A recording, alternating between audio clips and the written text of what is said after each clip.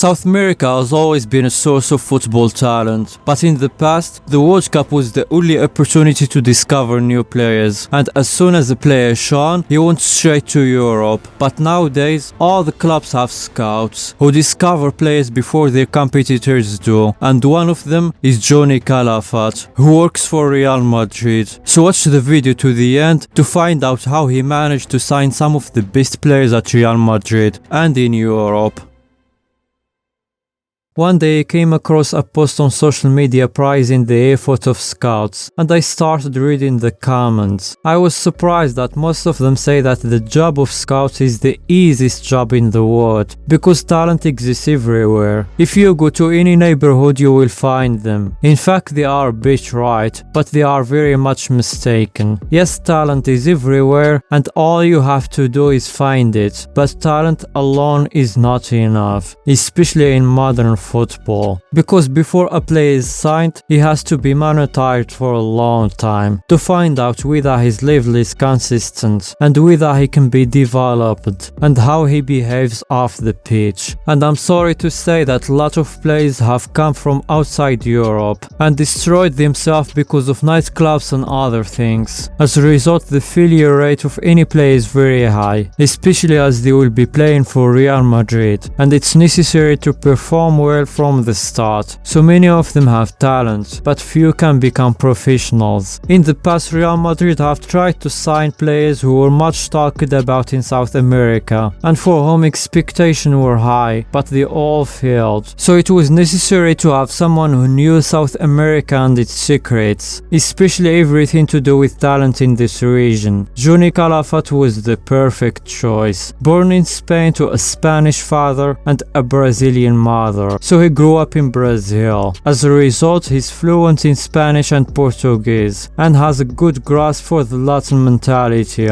He first played futsal, then worked in the media and began to make a name for himself as a commentator and specialist on Brazilian football. He made many friends among Brazil's top players, including Ronaldo, Roberto Carlos and Kaká. He started working at Real Madrid as a scout for Real Madrid Castilla in 2013. 3 years later, he became chief scout, which shows just how influential he is. Today, he not only discovers players, he also helps negotiate with players that already everyone knows, such as Jude Bellingham. Over the years, he has built up a solid network of relationships with players' agents, youth coaches, and club administrators. Every day, he watches dozens of clips of young players from all over the world, then spends his time gathering information from scouts and intermediaries in every country, and finally travels to evaluate the targeted players to determine whether he's good or not.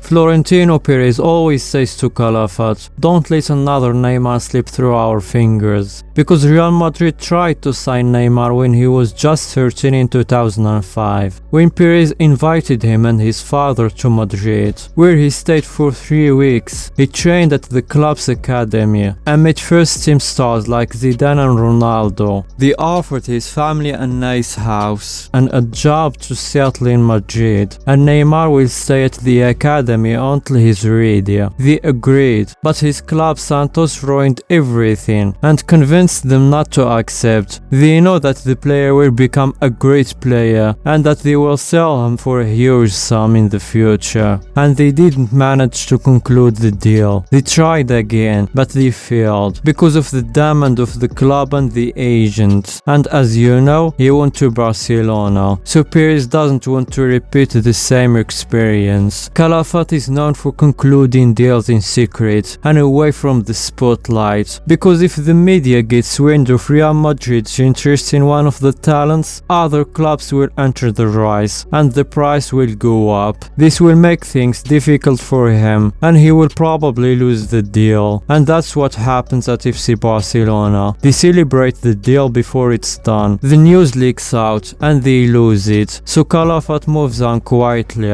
In a short space of time, he has been able to sign and discover the best players currently at Real Madrid and in Europe, namely Casemiro, Valverde, Vinicius, Rodrygo, ødegaard, Endrick, and many others. He also helped sign Militão, Camavinga, Tchouamini, Bellingham, and other players. He initially focused on scouting talent in Brazil. Casemiro was the first name he put forward for Castilla. Luckily for him, then coach Jose Mourinho liked him, and the team signed him in 2013 for 6 million euros. Mourinho told Casemiro when he sat down with him, "I know you. You are good. You will be the best defensive midfielder in the world." And we all know what the player achieved. Calafat managed to attract the talent sought after the most European club, Martin Ødegaard. And the following year, he secured a Real Madrid victory over FC Barcelona, after winning the signature of Fede Valverde for just 5 million euros. What distinguishes Calafat from the others is that everyone tries to seduce players and agents, but he tries to get close to their family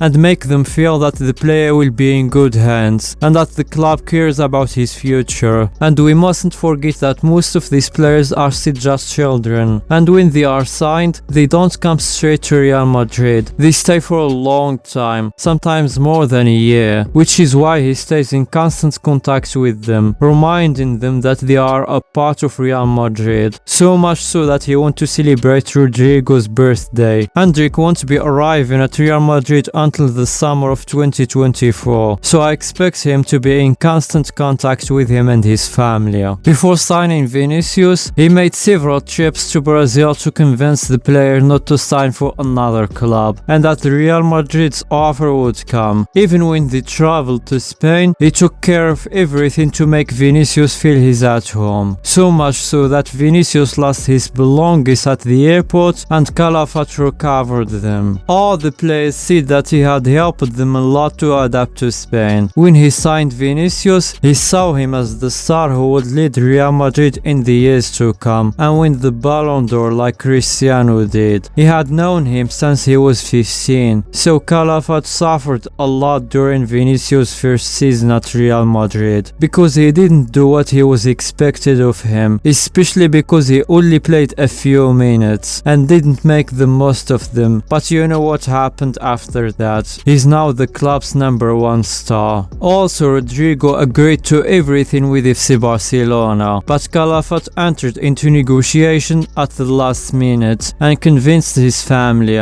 because they all love FC Barcelona, and Rodrygo is the only one who wanted to receive an offer from Real Madrid. Over the years, he has made some tough decisions that could have cost him his job. For example, during Valverde's medical test, the doctor said that the player's structure and bonus would cause him many injuries, but he ignored this and signed the player who is now considered one of Real Madrid's best players, because he saw in him what no one else had seen at the time. Real Madrid were known for signing superstars, as we call them Galacticos, which means they didn't take any risk signing a young player whose future they didn't know, especially if he was Latin, because they didn't buy Latin players unless they had already made their mark at the other clubs, like Ronaldo, Nazario and Kaká. They tried at the time, but they all failed. They are taking risks by signing players who are not even 18, who have never played in Europe and who need more time to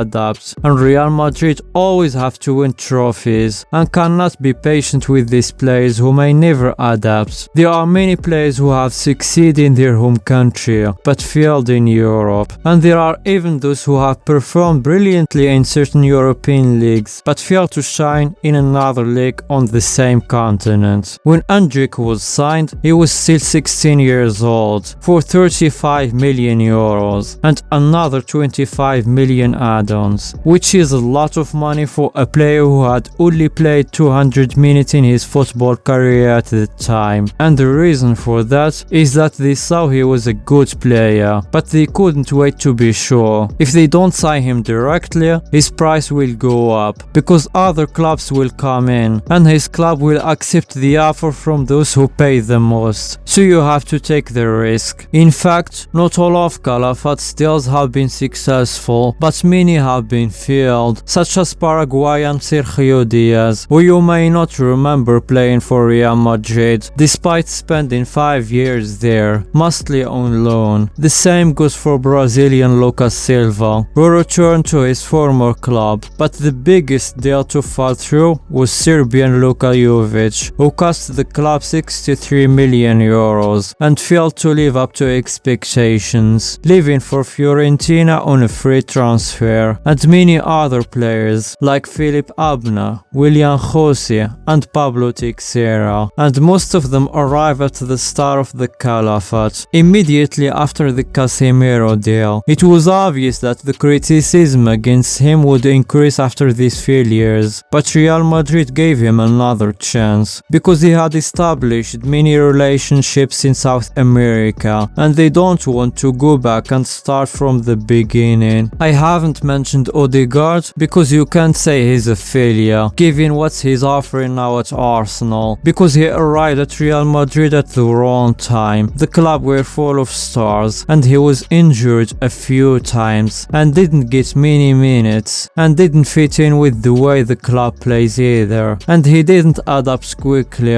and he said it wasn't easy to make friends at the club, and we know that's not really the case. Now he's at the right club for him, and at the right time. He's a very good player, so as other clubs get richer, it becomes difficult to keep up with them and spend what they spend. This is the best way for Real Madrid to compete, by discovering talent ahead of the others, allowing them to pay a small fee, even if it's sometimes a risk.